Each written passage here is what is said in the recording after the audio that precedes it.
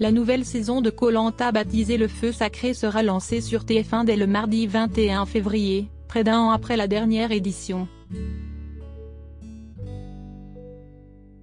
Date de sortie, casting des candidats, lieu de tournage.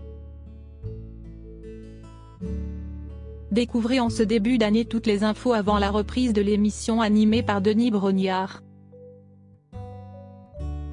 La flamme des aventuriers va être ravivée. Le mercredi 14 décembre, TF1 a diffusé les premières images de la nouvelle saison de Koh-Lanta. Peu d'informations ont fuité sur cette édition inédite dont on connaît désormais le nom, Le Feu Sacré. Après la double victoire de Bastien et François en juin 2022, il ne devrait ne rester qu'un à la fin de la compétition.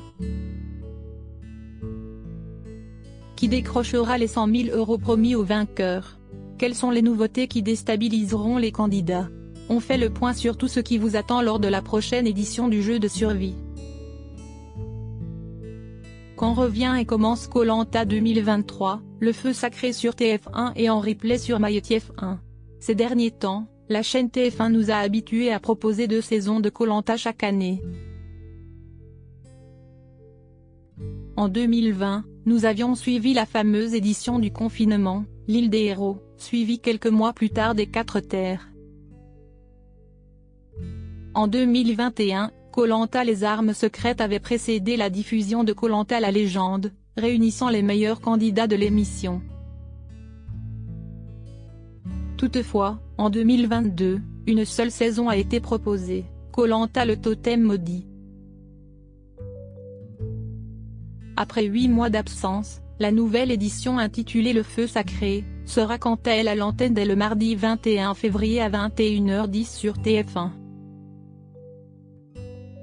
Koh-Lanta 2023, qui sont les 20 candidats au casting de cette prochaine saison? 20 aventuriers prendront part à l'édition du Feu Sacré, 10 hommes et 10 femmes âgés de 22 à 56 ans. Avec beaucoup moins de machines de guerre que dans les précédentes éditions. On est revenu à quelque chose qui fait le sel de Koh-Lanta, à savoir la diversité des candidats, nous confirme la productrice Alexia Laroche-Joubert. Voici leurs portraits et leurs visages, à découvrir ici, dans notre diaporama. Julie de Bever, cette défenseuse de 33 ans, venue de l'Essonne, avait en effet été retenue dans la liste des 23, lors de la dernière Coupe du Monde féminine, remportée par les États-Unis, qui a eu lieu en 2019 en France. Julie de Bever n'était toutefois pas entrée sur le terrain. Dans cette compétition, les Bleus de Corinne Diacre avaient atteint les quarts de finale. Passée par le FC Juvisy, Saint-Étienne, Guingamp et l'Inter Milan, elle joue depuis juin 2021 à FC Fleury, 91. Vice-championne de France 2012, avec Juvisy, et finaliste de la Coupe de France 2013, avec Saint-Étienne, elle se lance un défi original en participant à Koh-Lanta. Elle est en couple avec Regina Baresi, une ancienne coéquipière de l'Inter Milan. Gilles ce maraîcher éleveur bovin du Nord est âgé de 31 ans. Il est de la 4e génération de sa famille à reprendre l'exploitation et papa d'une petite fille, annonce son portrait. Il travaille avec ses parents et sa femme. J'aime bien surprendre. On ne m'attend pas forcément sur les poteaux. Mais j'y serai, promettait-il. Et en effet, Gilles semble très motivé puisqu'on le découvre en plein entraînement, juché sur un poteau. Au beau milieu de ses vaches, Esteban, ce sympathique vendeur et démonstrateur sur les marchés et dans les foires, est âgé de 40 ans. Il est père de 2 enfants et vient d'Eure-et-Loir. En plus de sa profession, le quarantenaire est passionné depuis l'enfance de magie et d'hypnose. Si je n'arrive pas à vendre mon idée aux autres aventuriers, je vais pouvoir les hypnotiser pour arriver à mes fins. Se réjouit-il dans son portrait. Quentin, ce charpentier de 26 ans vient de Moselle. Précoce, il a commencé à travailler à 17 ans, a acheté son appartement à 19 et est devenu père d'une petite Sacha, à 23. Quentin dévoile aussi un parti plus tragique de sa vie.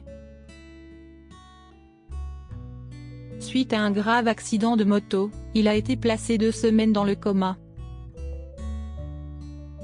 Enfin, en 2020, Quentin a également été victime d'une terrible agression. Pendant que je déposais ma fille chez sa nourrice, un fou m'a planté un cutter dans le bas-ventre.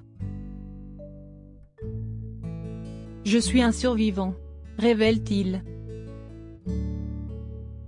Emine, âgé de 56 ans, Emine est un Belge d'origine albanaise. Il est le doyen du feu sacré, doté d'une sacrée détermination puisque cela fait 20 ans qu'il s'inscrit pour tenter d'intégrer le casting de Koh-Lanta. Officiant à Bruxelles, il est directeur général opérationnel d'une société gérant des salles accueillant concerts, forums ou expositions. Emine a été entraîné par son fils avant de se lancer dans l'aventure. Elena, âgée de 27 ans, est l'une des 3 Belges de cette saison du feu sacré. Sportive depuis son plus jeune âge, elle a été gymnaste de haut niveau dans son pays natal. Diplômée d'un master en kinésithérapeute et réadaptation, elle est spécialisée dans la kinésithérapie du sport et est également coach sportive. La jeune femme a également été candidate de Ninja Warrior en 2021. Elodie, cette Belge, responsable marketing en jeux de société, est âgée de 35 ans. Une passion qui l'a même poussée à participer à un célèbre jeu télévisé en Belgique. Globe-trotteuse, la candidate est aussi une passionnée de chant. Elle aurait d'ailleurs rêvé de devenir chanteuse lyrique. Un espoir brisé à 23 ans lorsqu'on lui a trouvé des polypes. En 2021, Elodie apprend qu'elle est atteinte d'un cancer du sein. Une épreuve qui l'a rendue plus forte que jamais. Nicolas, du haut de ses 43 ans, cet entrepreneur vient de Corse. Au début des années 2000, Nicolas a servi comme officier dans l'armée de terre avant de lancer, avec sa compagne Lisa, une société de conseil en pharmaceutique. Maître nageur à ses débuts, Nicolas pratique également la chasse sous-marine. Un profil taillé pour Koh-Lanta. Amateur d'art, il réalise des sculptures d'animaux avec des morceaux de bois trouvés sur la plage. Grâce à 39 ans, Grace est technicienne en plasturgie dans l'Ain. Née le 6 septembre 1983 à Nantua, elle est la maman de 3 garçons, Tyrone 5 ans, Lenny 11 ans et Owen 15 ans. En 2012, Grace commence à pratiquer la boxe thaï, elle qui avait pourtant horreur de voir 2 boxeurs se donner des coups à la télévision auparavant. 4 ans plus tard, elle devient vice-championne de France, moins de 57 kg. Dans Koh-Lanta, Grace souhaite mettre un terme aux stéréotypes qui différencient les hommes et les femmes. J'en ai marre des clichés sur les mecs qui sont les plus forts, dit-elle dans son portrait. Anne-Sophie est âgée de 35 ans et la maman de 2 enfants. Originaire de Lunéville, à une trentaine de kilomètres à l'est de Nancy, la jeune femme s'illustre en tant que professeure de Zumba. Côté familial, Anne-Sophie a grandi avec 2 parents handicapés. Mon papa, je suis ses jambes et il est mon carburant, confie-t-elle en interview pour TF1. Le sport, siestique toute la vie d'Anne-Sophie. En 2017, Elle se blesse au membre inférieur suite à une trop grosse dose de footing quotidien. Une épreuve qui ne l'empêche pas d'enchaîner ensuite les courses en vélo, à pied, ou les sessions de natation. Martin ce fromager venu de Suisse est âgé de 30 ans.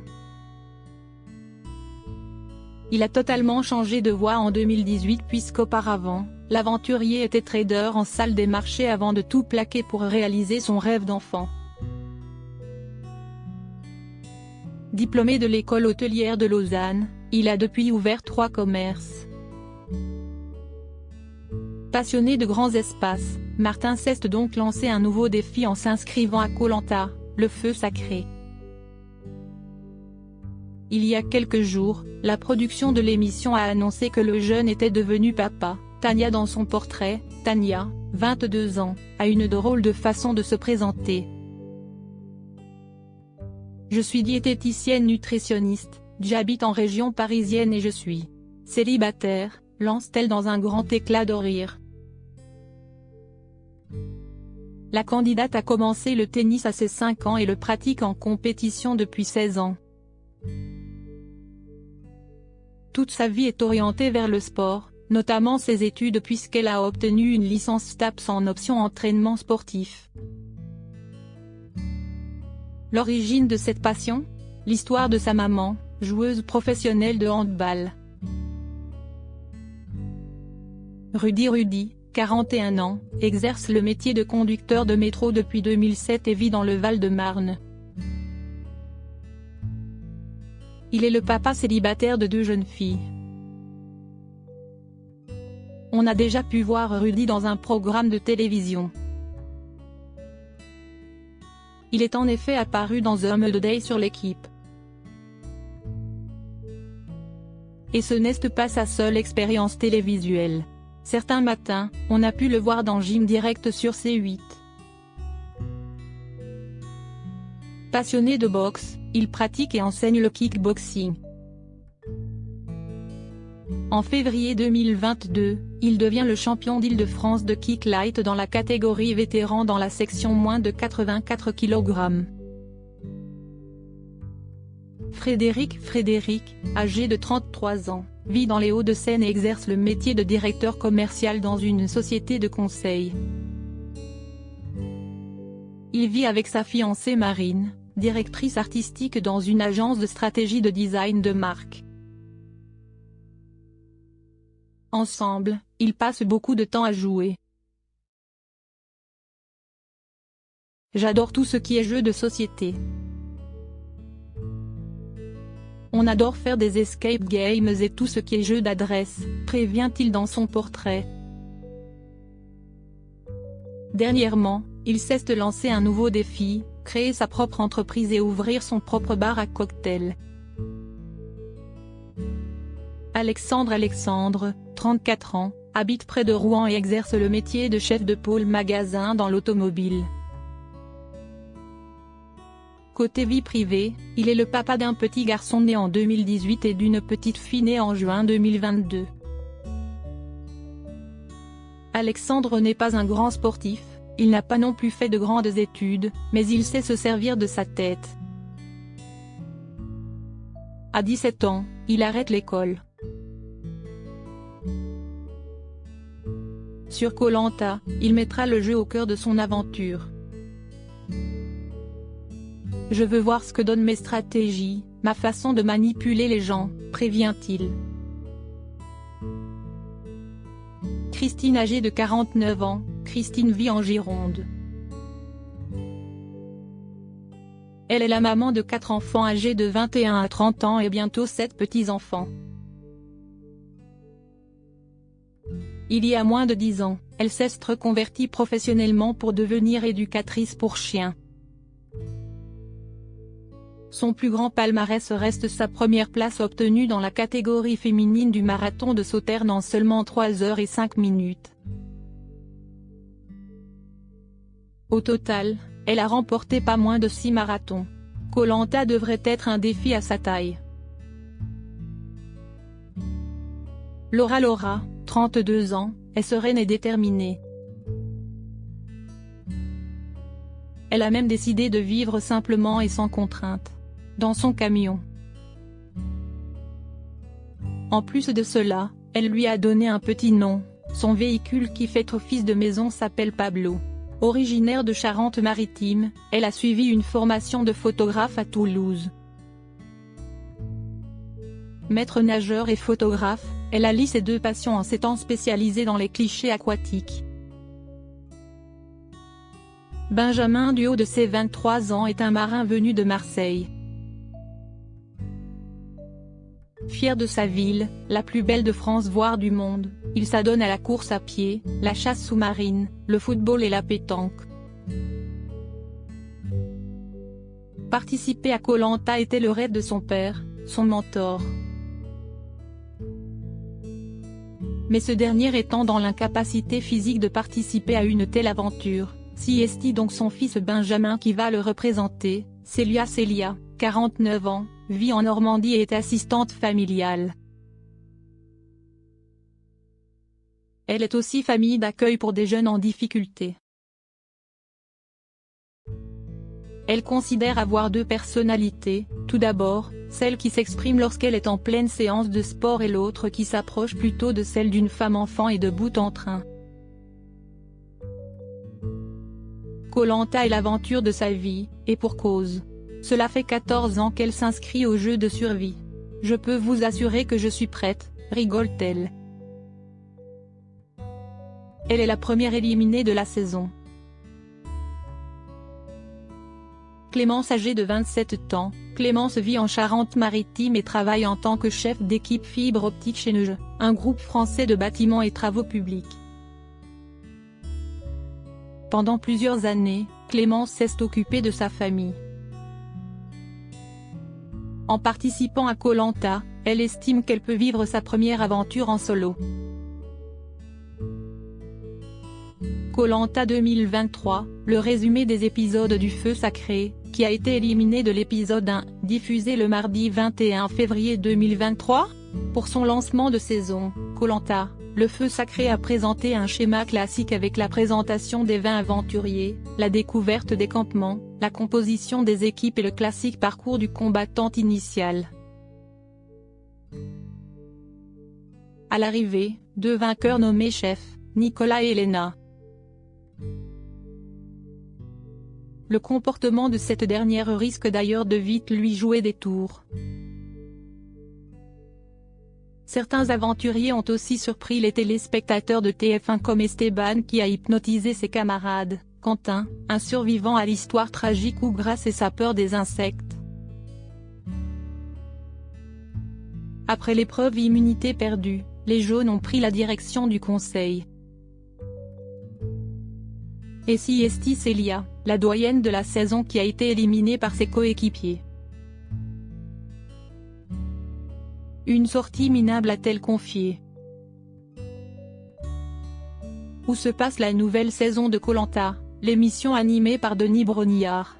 Comme ce fut le cas pour le Totem Maudit, la nouvelle saison de Koh Lanta a été tournée sur la grande île déserte de Luçon, dans la province de Caramoan, au nord-est des Philippines. L'enregistrement de l'émission a duré 40 jours, entre août et septembre 2022. Koh Lanta 2023, quelles sont les nouveautés de cette édition? Aux Philippines, une légende raconte qu'un dieu gardait secrètement un feu sacré dans les entrailles du volcan Mayon.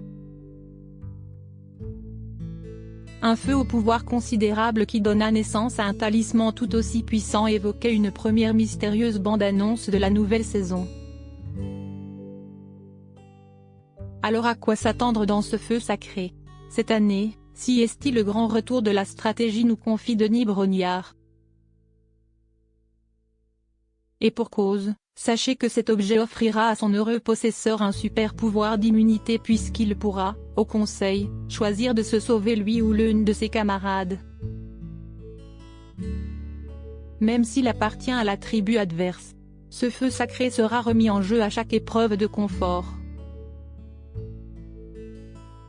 De plus, des armes stratégiques seront dissimulées sur l'île et offriront de redoutables atouts comme des doubles votes au conseil. À lire aussi Koh Lanta, le feu sacré. TF1 dévoile les premières images de la nouvelle saison, prochainement sur la chaîne. Les premières images des camps avant la diffusion de Koh-Lanta, le feu sacré. Des images des camps des aventuriers avant qu'ils n'arrivent sur place ont été filmées et dévoilées avant le début de l'émission sur TF1. On y voit Denis Brognard dans la jungle aux Philippines. Plage de sable blanc, mer verte émeraude, et puis, des roches granitiques qui tombent. Falaise, directement dans la mer. Voici l'une des îles de ce Koh-Lanta, annonce-t-il. C'est ici que le Koh-Lanta que vous allez découvrir va se dérouler et c'est ici que les aventuriers vont venir vivre l'aventure de leur vie. Et pour la première fois, vous êtes au courant avant eux. Suivez le guide. Denis Brognard vous emmène découvrir en exclusivité l'un des camps de cette nouvelle saison. Volcan, #Koh-Lanta, le feu sacré, dès mardi 21h02 sur @TF1 et @MyTF1pic. Twitter.com/ktactvekepsf, Koh-Lanta @KohLantaTF1, février 17, 2023. Qui a gagné Koh-Lanta, la légende des Koh-Lanta, le totem maudit? Souvenez-vous. En 2022, aucun gagnant n'avait été désigné lors de la grande finale du Koh-Lanta All-Star, baptisée la légende. Des soupçons de tricherie ont privé Claude Dartois de victoire. Alexia Laroche-Joubert, la productrice de l'émission, n'avait pas caché être très choquée de ce qu'il s'était passé. Je ne l'ai pas mal vécu, je l'ai hyper mal vécu, avait-elle confié à Jordan Deluxe, dans son émission chez Jordan. On l'a tous très mal vécu. On l'a vécu comme une trahison. D'autant plus que c'était sur les 20 ans, a-t-elle précisé, admettant que cette affaire résulte d'un trou dans la raquette. La difficulté qu'on a, si est qu'on ne tourne pas 24 heures sur 24, donc, à un moment, les équipes partent. Et là, vous avez des gens de la sécurité qui assurent ne serait-ce que la protection. Donc, il suffit de donner un point de rendez-vous, et voilà. Quelques mois plus tard, ce sont deux candidats qui ont gagné le totem maudit ex-aequo grâce au vote des anciens candidats éliminés, Bastien et François. Comment s'inscrire à Koh-Lanta 2024? Si l'on ne sait pas encore si la future saison sera diffusée fin 2023 ou 2024, un prochain tournage est déjà annoncé et le casting a déjà eu lieu. Il faudra donc attendre encore un peu pour savoir si un nouveau tournage a lieu pour que vous puissiez déposer votre candidature via un dossier sur le site de MyTF1 et ainsi espérer que votre inscription soit retenue. Participer à Koh-Lanta lors d'une prochaine saison.